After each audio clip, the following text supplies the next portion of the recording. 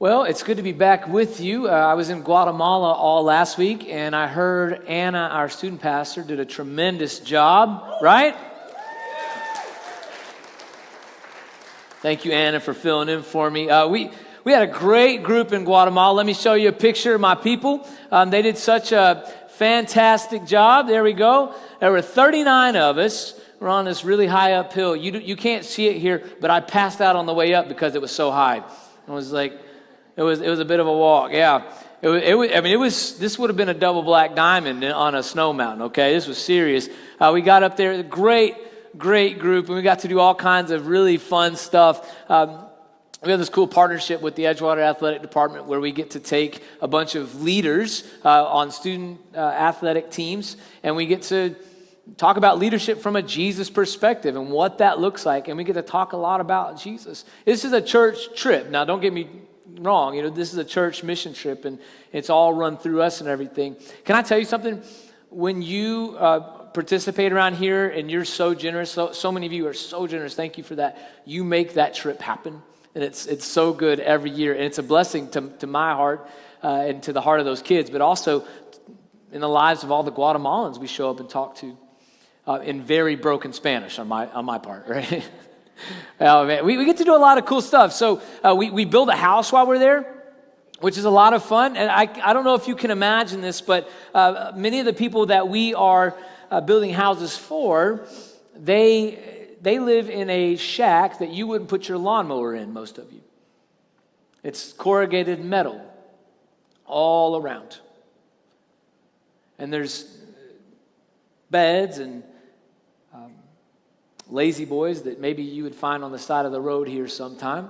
And we go in and we get to, in a dirt floor usually, and so we go in and we put a block house with a nice roof on it, and then we have a cement floor there, something that they're very, very proud of, man. It's an exciting moment. And we get to, it's hard work too, because you're mixing cement right there on the ground, right in front of everybody. You're doing this and getting the right amount of rock in there, and it's a whole thing. So we build houses. We also put on a sports camp. I mean, you'll look out there and see 150, 200 kids out there playing with the kids who've come from America. And they're excited about it. They're running around. They'll be playing soccer, of course. They're chasing each other, playing tag. They'll be playing kickball, some wiffle ball. You'll even see them painting some nail polish on some of the boys' hands every once in a while, which is a fun time. It's a good time. Some of the kids, they take a special shine to some of our teenagers that we bring. And so they start messing with them all the time. I remember watching this one kid. They had figured out that this one dog in the village loves to chase after rocks. You ever met a dog like that? That'll go. You throw a rock, it goes and gets it, and then wants to play a little bit of fetch with it. One of these dogs. And so this kid would wait till the teenage boys were sitting down or were standing in one spot, and he would take a rock and throw it over by those kids to make sure the dog came running. And I watched this dog take out like 2 of them while they were sitting down one time. It was a good time. It's a fun experience, and they learn a lot about themselves. And we also do home visits. And so on a home visit, you go to the home of a needy family that may or may not have enough food for the next 2 weeks of life. A sobering thought, right? You could make things stretch if you had to, most of us, I think, but they can't. Many of the people in that area live on less than a couple dollars a day. They're doing their best. We go to these home visits and we meet with people that our ministry team has figured out as a good person to meet with and to talk with and needs some food. So we go and we show up, and all the kids have backpacks on, and they're full of these food packs that are already prepared ahead of time. So we walk in and we meet, and the goal is to have a conversation. Hey, what's going on in your life? Who lives here? To find out things about this person, and then we pray for them and we give them food. Well, one of these home visits we went on, I walked up kind of behind the group. My job is taking a lot of video and doing that sort of thing so I can put it all together at the end. And I'm walking up, and I didn't get it on video in time, but I walk up and I see this lady come around the corner. And at first, she looks like a very normal person. And then, like, the rest of her comes around, and she is a very pregnant woman. very pregnant woman. My favorite part of this whole interaction was when the leader of this group, who will remain nameless, turns to the translator and says, "Can we ask if she's pregnant?" Right? Because you never want to assume, like, you could get that wrong every once in a while. And the translator's like, "Yeah, I'll ask. No big deal. She's very pregnant, but yeah, I'll ask." And so they talk and they have a good time. They hand off food, and she's very grateful. She's due in about a month. So we go about our day, and we do everything that we would normally do. The next morning, at about 9 o'clock, we're about to set out to go to do another home visit, or set of home visits. We had one team doing that, another team going to do construction on the house, and another team staying at the camp to do some other construction.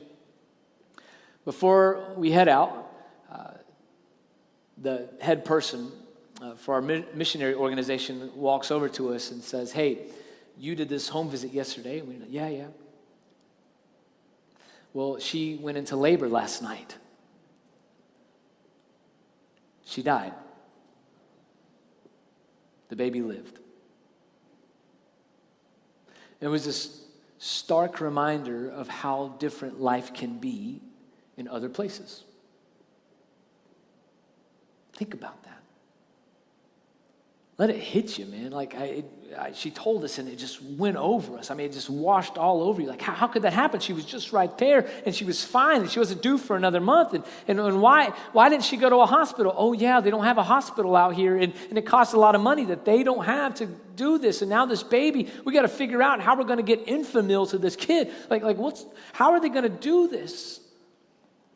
It's moments like that can make doubt spring up in your faith, isn't it? You've walked through a moment like this, I'd bet.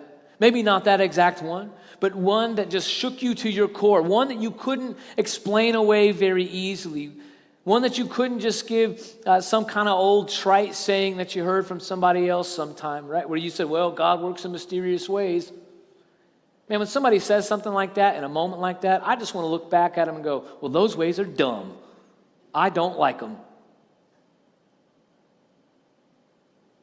It seems so insensitive and uncaring to say it that way, doesn't it? And that's when doubt often springs up within us. And when doubt springs up within us, and when there's these moments like that, a lot of us turn to things for comfort. All of us, we want to be comforted in those moments. So some of us will turn to things like our friends and our family, and we'll talk it out, and we'll be there for each other. We'll hug each other. We'll love each other well. We will walk through the whole thing with each other, and we'll have great community. And some of us, we turn to more destructive things and less helpful things, like sometimes alcohol or drugs or even food, things of that nature. Some of us, we're comforted by music. This morning, we're continuing a series called Radio Jesus that we've been in all summer because there's a profound influence that the music we listen to has on our life. And when we go through moments where we are shook to our core and where doubt springs up and we're trying to be comforted, music can play a huge role. Music can play a huge role in our life. So it's important to think about what we're listening to in those moments. When I was in college, I came across this band called Nickel Creek. I was going through a pretty difficult period of life for me.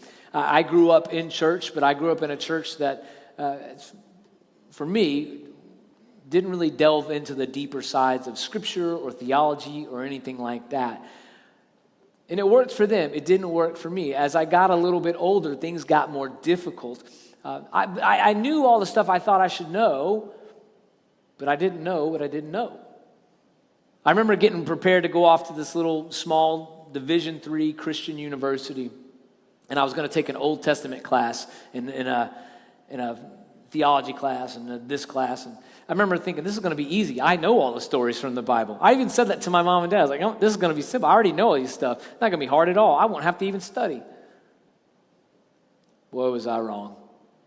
I mean, they start explaining to you biblical criticism. They start showing you some different things you never thought about in the text. They start showing you where it says this here, but it says this over here. They start showing you this and that. And then you take a philosophy class alongside that, and you're questioning everything, like things piled up real quick for me. And I went through a period where I had extreme doubts. I would even maybe call it a dark night of the soul. I had extreme doubts. And you know what the worst part of it was? Even though I was surrounded by other Christians the same age as me, who, looking back on it, were probably going through a lot of the same stuff, maybe even the same doubts, even though I was surrounded by people who had probably walked through it before me and some of the people who worked at this university, I didn't talk about it with anybody because I was ashamed. I was scared to talk about it with anybody because these verses rang in my ears from growing up in my little church. Verses like this one here. When you ask, you must believe and not doubt, because the one who doubts is like a wave of the sea blown and tossed by the wind. And I remembered hearing other ones about a double-minded man is unstable in all his ways. And I was thinking at the time, like, I'm a double-minded person. Like, this is me. That verse is talking about me. Is God mad at me? And surely God, I can't be saved if I don't have full faith. Even a story from the life of Jesus, that came back to my mind. A story about these doubts. A story about a guy named Thomas, or as we often like to refer to him, Doubting Thomas. If you don't know the story of old Doubting Thomas, let me give you a quick rundown. It's basically this. Jesus and his followers come back to Jerusalem. Jesus knows it's the end. The followers think, no, we're about to win. The followers think Jesus is going back to Jerusalem to finally take over and set everything right and become the king he has been destined to be. They've seen him do things like walk on water. They've seen him multiply food in incredible ways. They've seen him heal crippled legs, heal leprosy. They've seen him raise somebody from the dead. They are convinced he is the guy, that he is the Son of God and he's the Messiah. They're convinced. They head back. And on their last night together, the night of Passover, Jesus shares a meal with them and he says, this is my body, it's bread, broken for you. As often as you eat of it, do so in remembrance of me. And then he takes this cup and he says, this is my blood, it was wine, which is shed for you. As often as you drink of it, do so in remembrance of me. And they do all this together, and the guys are like, well, this is weird. And then Jesus mentions somebody betraying him. They don't really know what's going on. Judas leaves really fast. Next thing you know, they're in the Garden of Gethsemane on the side of a hill, and people are showing up to arrest Jesus. And then Jesus is illegally arrested, illegally held, and illegally tried by the Jewish leaders. Then he's handed over to the Roman prefect of the area, a guy named Pontius Pilate. Pilate tries to let him go, but the people aren't having it, so he finally says, fine, whatever, I don't care, crucify him, no big deal to me. There was no real value of human life, especially a Jewish peasant.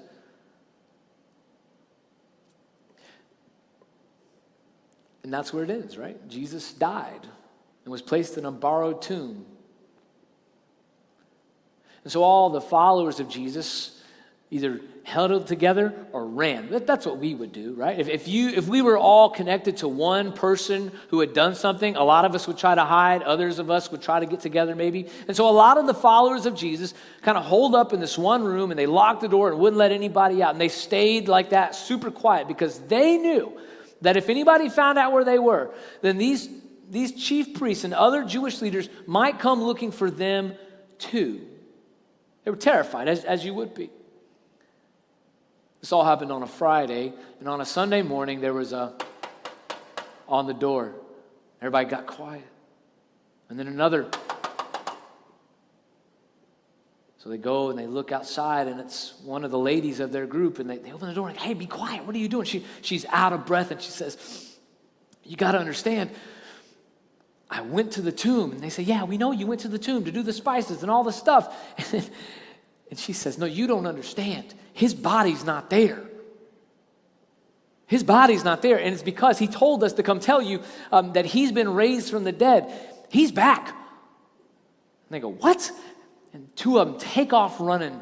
They've been hiding, but now they're taking off running. They go look, and sure enough, Jesus' body is not in the tomb. They don't know what to do with that. Because this was a patriarchal society, and they didn't always believe women. They didn't listen to women. Women weren't even allowed to be witnesses in court at this time and in that part of the world. But they knew something was a little off, something was different. And they didn't want to dare to believe that Jesus had been raised from the dead, but there was a part of them that really hoped it was true. Some hours later, they're in this same locked room again. Everybody's there, and Jesus shows up. He's right among them, and the crowd goes wild, right? That sort of situation. Right? Everybody is going nuts. They're so overjoyed. And then Jesus is gone again. Not long after this, Thomas, one of the followers, shows up himself. Thomas shows up. And they say, Thomas, you won't believe it. Jesus came and he was here. You missed it, man. Like, he's back. He has been raised from the dead. We don't know what to do with this, but he has been raised from the dead. And Thomas goes, yeah, all right, sure. Funny joke, guys. Now, Thomas has been a committed follower. Very committed follower. And so his response is kind of telling. It's a response that I think I would have. I think a lot of us would have too. Here's what he says to him. Unless I see the nail marks in his hands and put my finger where the nails were and put my hand into his side, I will not believe. I think my response would be kind of similar. I'd want to believe it, but it'd be difficult, wouldn't it? This guy was a very committed follower. You've heard the same phrase here, just in different ways in the modern era. You've heard other people say things like this, maybe even other Jesus followers, but definitely people who aren't Jesus followers. They'll say things like this, I'll believe in God when I can see him. Yeah, why didn't God show up? If God's there, why didn't God just show up and show us? Wouldn't that make things so much easier? Well, it didn't when Jesus was here.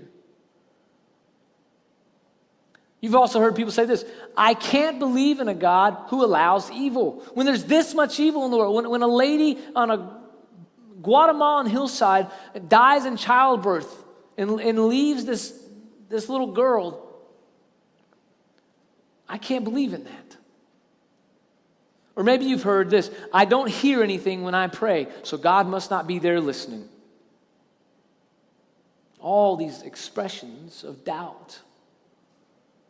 And some of us, maybe even you, have said those words or ones like it. It's important to remember that Thomas was not just some guy who was always doubting. He's been painted as this character in Scripture who is always skeptical about everything. And we gave him the name, Doubting Thomas. Like, how'd you like to be Doubting Josh? Right? Or Smelly Reuben, or something like that. How'd you like to be given one of those adjectives? No, he's much more than just this moment, as are you and as am I. But like he's much more than that. He was a very committed follower. Remember when I said that they had to go back to Jerusalem for the last time? That's because they were somewhere else. They were somewhere else, far away. They were kind of on the run from the Jewish leaders. They all knew that the Jewish leaders were trying to kill Jesus or have him killed. Jesus knew it, and his followers knew it. So they're out there doing all this, and word comes from a friend that his friend Lazarus, Jesus' friend Lazarus, is sick. Lazarus just so happened to live in a village that was kind of a commuter village to Jerusalem, not too far away, just on the other side of the hill. Very close. Close enough for him to be caught and executed by the Jewish leaders. And Jesus puts it off for a few days, but finally he says, let's go. And his disciples say, no, we're not doing that. That's a bad idea, Jesus. You know what's going to happen? They're going to get you. And then they're going to get us. And so we don't think we should do that. And Jesus goes, okay, but I'm Jesus and you're not, so we're going to go. All the other disciples were saying this, but you know what Thomas said? let us also go that we may die with him. That's commitment. That's real commitment. He knew what the stakes were, and he said, I'm still going. I know who this guy is. He was convinced of who Jesus was. He is a full-on believer. He's not some guy with one foot out the door. He's a guy who truly 100% believes this. Even after all of the resurrection and Jesus sends them out, according to tradition, Thomas took the gospel, the good news about Jesus, all the way to the subcontinent of India. And there he was martyred for his faith.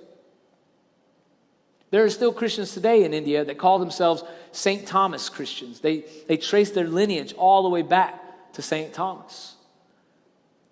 They don't think of themselves as Catholic or Orthodox or anything like that. They say, we come from the line of St.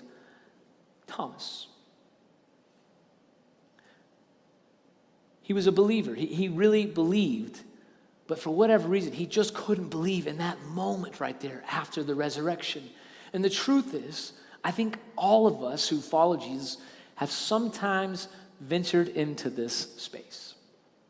That's why when I heard this song that Sam sang for us a little bit ago called Doubting Thomas, it made a lot of sense to me. It resonated with me. Like just these lines right here. I'm a doubting Thomas. I took a promise, but I do not feel safe. Oh, me of little faith.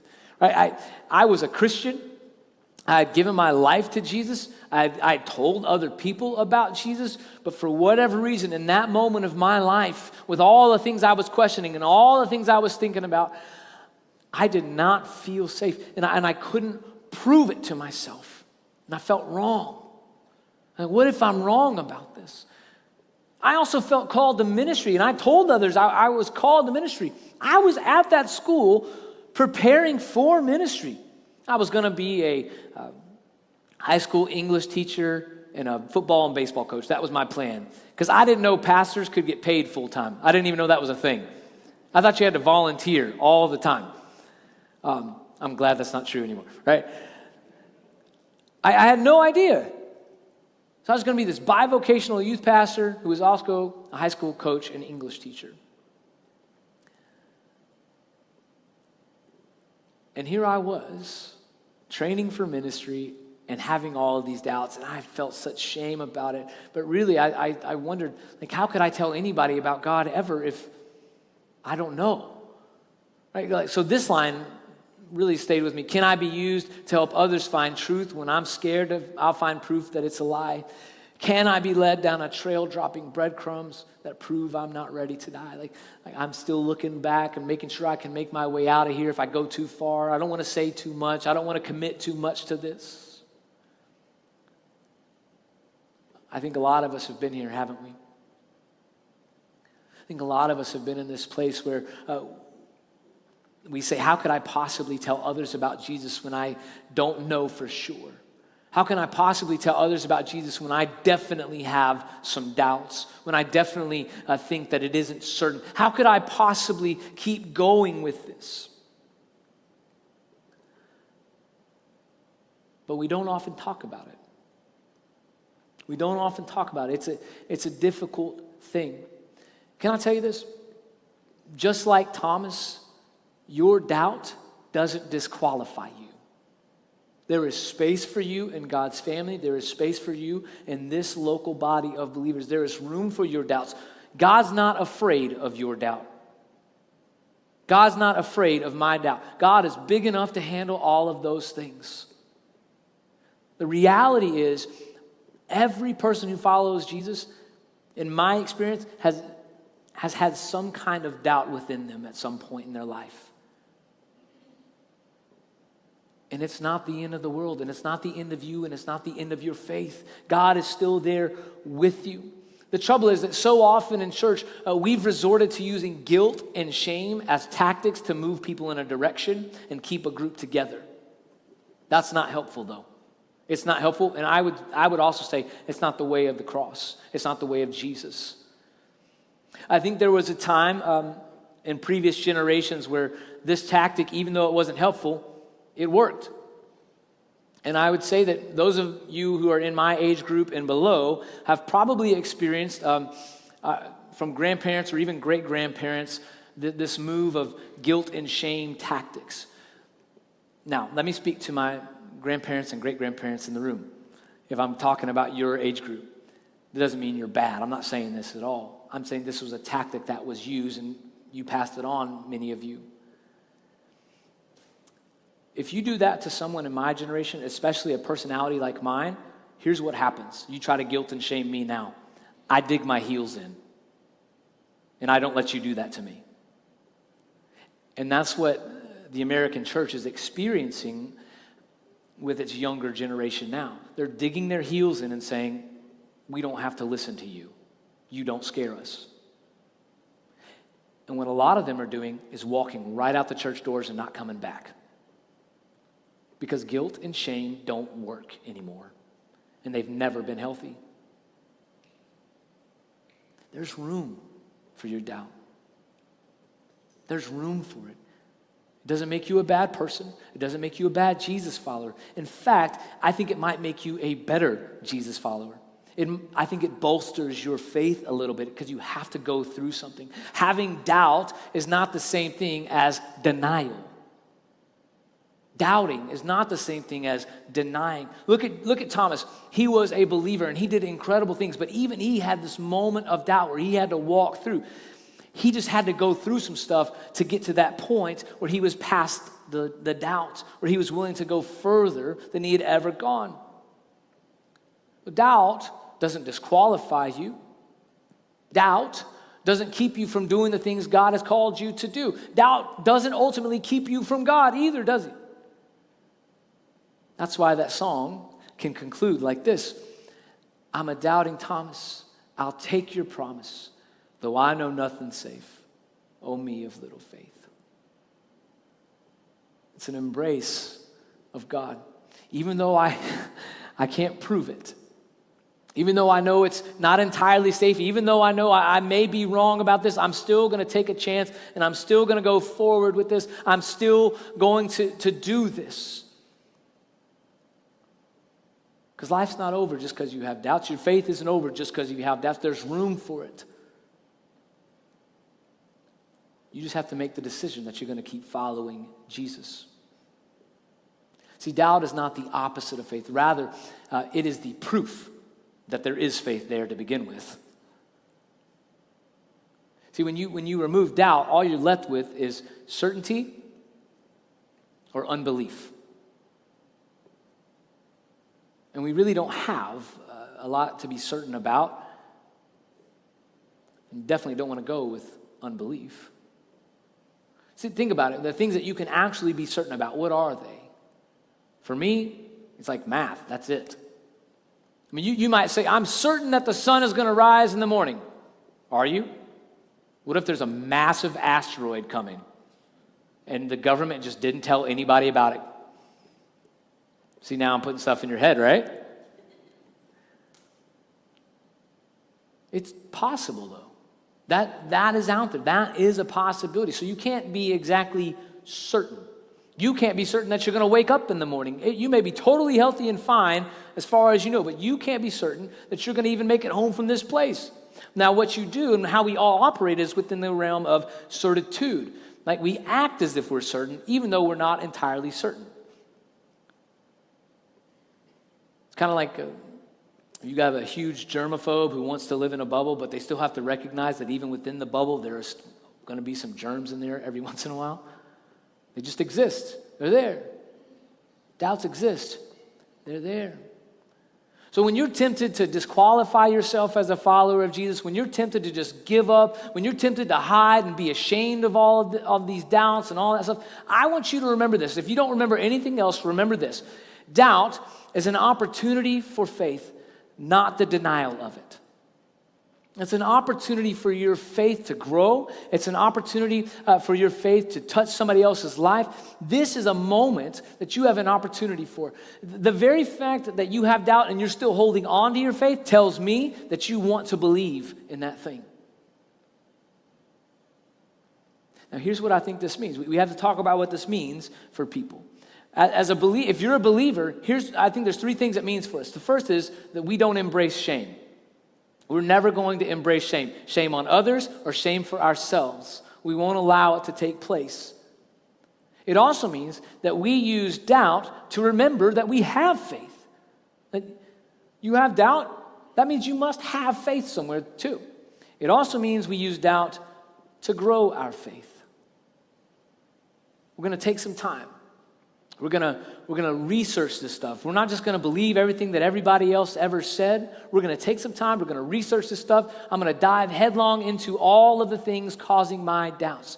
We're going to be intellectually honest with ourselves and with other people. This has practical implications. So there's 4 things that I want to tell you. If you're a note taker, this might be the time to take a note. There's 4 things I want to tell you that have always helped me if I've encountered a season of doubt. The first is this: admit your doubt to yourself. So often we like to lie to ourselves so that we can act like everything's fine. Admit your doubt to yourself. Because in so doing, you can admit it to God and to other people. Now, God already knows, but other people can help you. So after you admit doubt to yourself, you want to speak honestly with trusted people.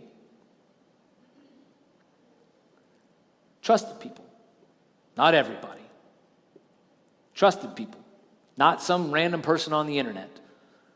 You want to meet with trusted people. So for you, that might be a mentor you've always had. By the way, I think every single person who's a Jesus follower, even if you're not, you should have 3 types of people in your life. Somebody that you mentor, somebody that mentors you, and somebody on the same level as you. You talk to your mentors about this sort of thing. Talk to the people who are on the same level as you and see if these trusted people can't help you through some of these doubts and maybe point out some things you might be missing. If nothing else, they can be with you through the process. The third thing is to research your doubts. Research your doubts. Take time to think it all through. Take time to go and study that scriptural passage that's really messing with you. Take time to read what other theologians have said about the thing that's really tripping you up. About the problem of evil. Well, why is God allowing evil in the world? Well, there's been a lot of ink spilt about that very subject, and you're not the first person to think about it. Go see what other people have thought about. I know you're smarter than them, but give them a chance. Here's the last thing. Continue the Christian life. And what I mean by that is spend time praying. Continue praying. Even in the midst of your doubts, continue praying. See if God doesn't speak to you in the middle of that. See if something doesn't happen. It means be around other followers of Jesus. Go to church. Be there regularly. Attend small group, whatever it is. Maybe it's in that moment where you go, oh yeah, I've got it. It's come to me there. When we're singing a song, suddenly something hits you. When you're sitting in church and there's a message, boom, something's there. You can keep doing these things because there's room for you in the midst of your doubts among God's people. I think if you do these 4 things, you walk out of that darkness with your doubt, with your faith stronger than it's ever been. My hope for you, my prayer for you is that when you encounter doubts in your faith, that you'll always remember that you're loved by God and by this church. And that there's room for you in God's family. And nobody's mad at you for it. And you don't have to be ashamed. Would you let me pray for you? With every head bowed and every eyes closed, I just want to say this. If maybe you're here today and you've been struggling with doubt and you need somebody to walk through it with and you don't even know where to start, I would encourage you to go back to the Connect wall after service and talk with somebody there, pray with them. Maybe you got something else going on entirely and you need to pray with them. And go back there and pray with them. If you need to schedule a time with me, I'd love to do that too. God, I pray that you would encourage us in our doubt. I pray that you would remind us that like Thomas, our doubts have never disqualified us. Remind us that you're big enough to handle anything that comes our way. And that most importantly, there's space for all of us, even with our doubts. I pray that you would give clarity of thought, clarity of purpose. clarity of mind to my brothers and sisters. In Jesus' name, amen.